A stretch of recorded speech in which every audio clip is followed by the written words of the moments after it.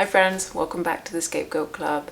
My name is Jess. I'm a therapist and a former scapegoat from a narcissistic family.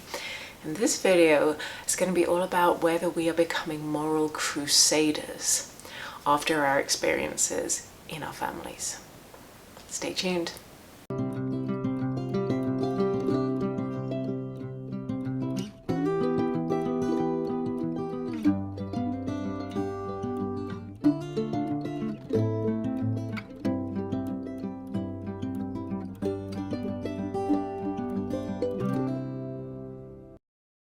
Hi folks, thanks for joining me today. So this video is all about one of the aftermath, one of the hangover effects we can have when we've grown up in a narcissistic family. And this is around, sometimes it's called truth telling, and I think sometimes it is truth telling, but I think we can take it too far as well. And when we take it too far, we can become moral crusaders. We can take on every fight, we can be indignant, and this can be so much so that it actually causes problems in our lives. So stay with me on this, especially if this is something you're struggling with. If you stay till the end, I'm going to give some ideas as to how we can maybe start to unwind and unloosen this kind of behavior a little bit. Also, I'd love to hear your thoughts. Do you struggle with this? Is this something that you recognize in yourself? Can you be too morally high ground kind of person? Or is it not a problem? Please let me know in the comments below. So let's dive into, first of all, why we can become truth tellers, and especially the scapegoat in the family system. How are they interlinked?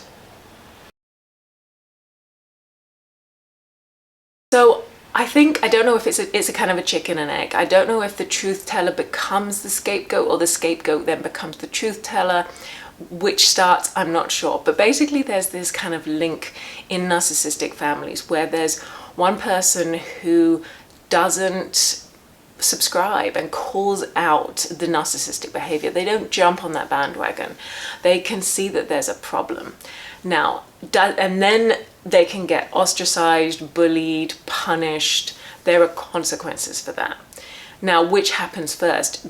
Are they bullied and ostracized, and then we become kind of more like, oh, well, I'm going to speak out and I'm going to try and tell my truth and I'm going to try and fight my corner, fight my case for this? I'm not quite sure which happens first. Anyway, what can happen is that often the scapegoat is going to be the truth teller. The golden child isn't going to be the truth teller because they wouldn't be the golden child. The golden child kind of plays along into that narcissistic ideal to, maybe they don't want to, but they do it to the best of their ability to kind of keep safe as well. Sometimes they do want to, but they don't go along the lines of, I'm going to speak out, because that's just not how their role is working. The scapegoat, we get really stuck because almost like no matter where we turn, no matter what we do, we're going to be blamed for something, whether it happened or not, whether it's true or not.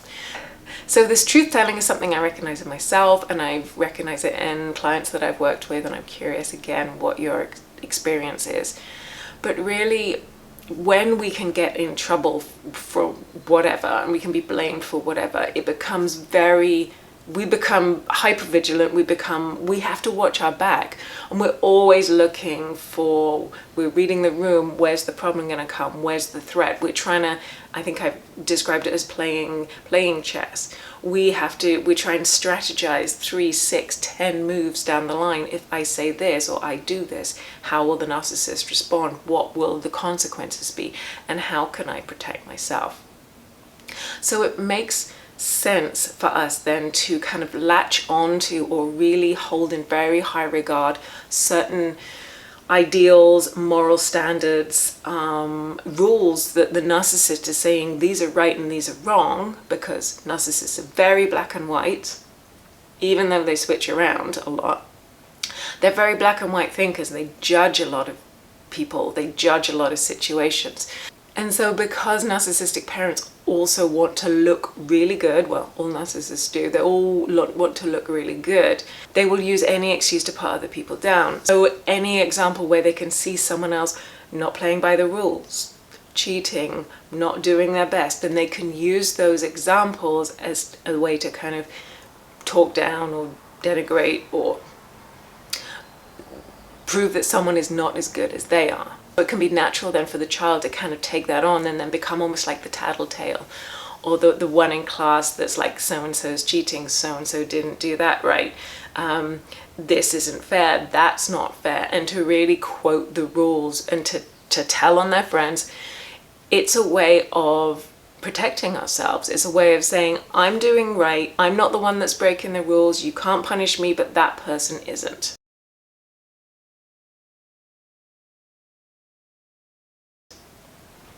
I think there's also an element of wanting to be seen, wanting to be recognized for doing well. And so if we can stay within the rules and do a good job, then wouldn't it be lovely if our parents would recognize and see that in us?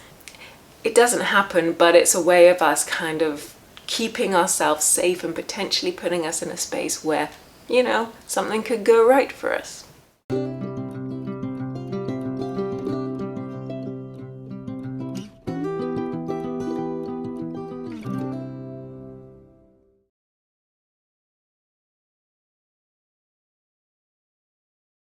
The problem is that though this behavior was kind of designed in our brains to keep us safe, and it was probably a good strategy, when we get older we can take it too far. We can bring it with us and take it to the next level, which then becomes problematic.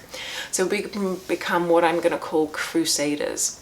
So crusading, I guess it comes from the Crusades, when armies would go and spread the word of God into other territories of people that they thought weren't following the right religion.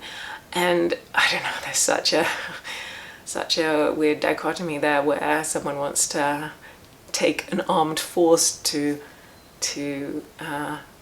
push and religion on other people that's supposed to be all about love. But anyway, I digress. So crusading in this context I'm talking about is when we can basically take this such a moral high ground, and we can do it again and again, or we can do it when it's not our fight.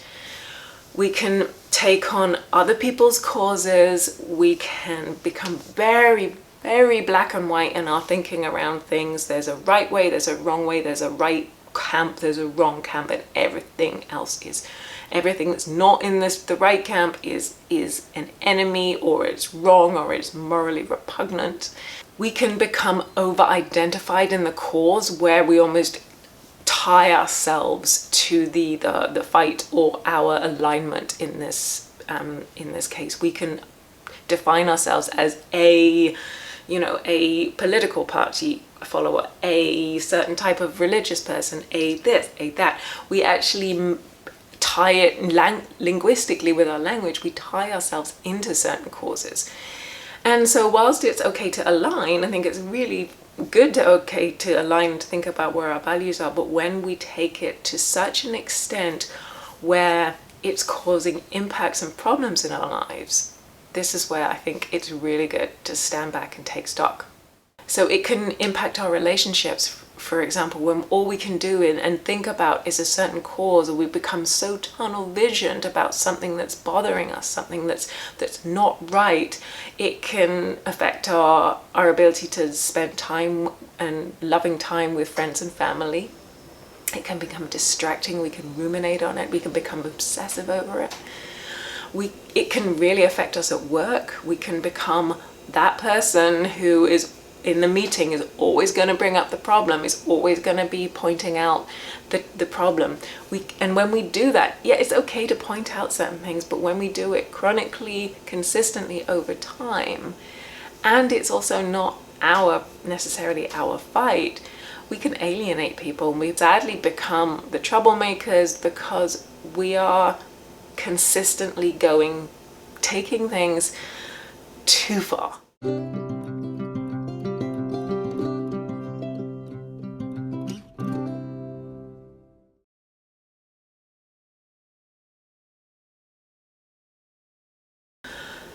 So friends, what do we do? What do you do if you feel like, yeah, I can be a crusader?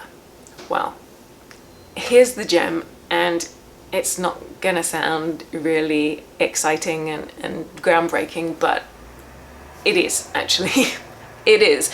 From a psychological point of view, once we can recognize what we're doing and why we do it, that is like a huge part of shifting our behaviors. When we're not recognizing it, or we're not really understanding why we're doing it and we're justifying it and we're not seeing it as a problem, then it's just going to perpetuate. Once we get into the space of saying, oh yeah, that's something I do, and you know what, it's not something I want to keep doing. It had its space, there was a reason I kept doing it, but actually I don't want to do it anymore. Then, even though there's still work to do, that's actually a really big part of moving the problem forward. So once we recognize it, again, we can kind of come back to the idea of why do we do this? And it was a safety mechanism. It was a way to keep ourselves from punishment. Kind of like the idea of if I stay squeaky clean, if I do absolutely everything right and according to the rule book, then I will be okay.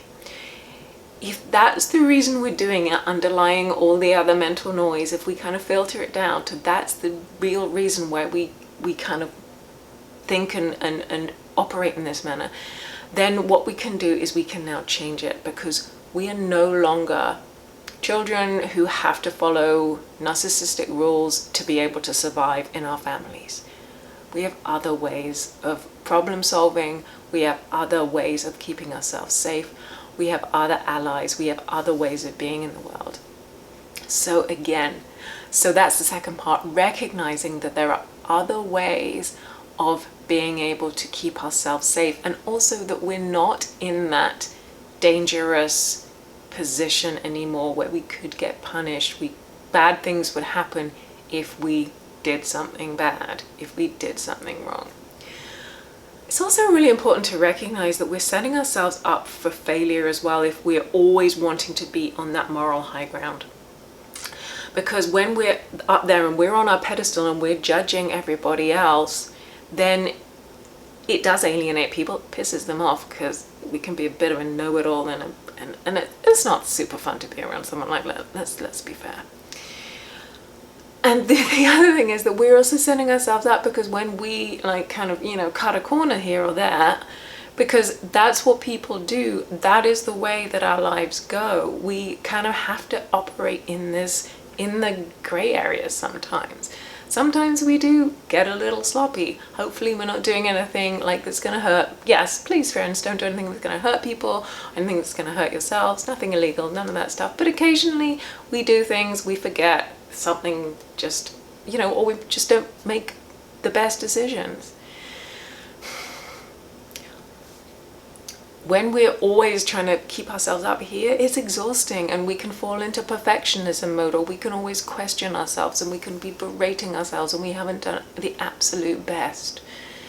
Trying to bring ourselves down into a bit of a, sometimes it's okay, there are different ways of looking at things. We don't have to be we can allow a little bit of give and take. Kind of, for me, it's kind of like unclenching a fist. It's like when we hold onto something so tight, it becomes exhausting, and sometimes we can slip. If we can loosen our grip a little bit and allow ourselves and other people a little bit of wiggle room, then it just takes all the pressure off and opens up a much more kind, spacious way of being in the world. Friends, thank you so much for being here from a beautiful, warm, sunny, very warm actually, sunny Scapegoat Club. I wish you the very best with whatever you're dealing with. If you need any extra help on this or any extra support at any time, just contact me through my website. I do one-on-one coaching. If you like the video, the usual thumbs up, subscribe, notifications, all that jazz. I've got a blog on my website as well. Hey, friends, I'll see you soon. Thanks so much for spending some time with me, and please take care. No more crusading. Bye for now.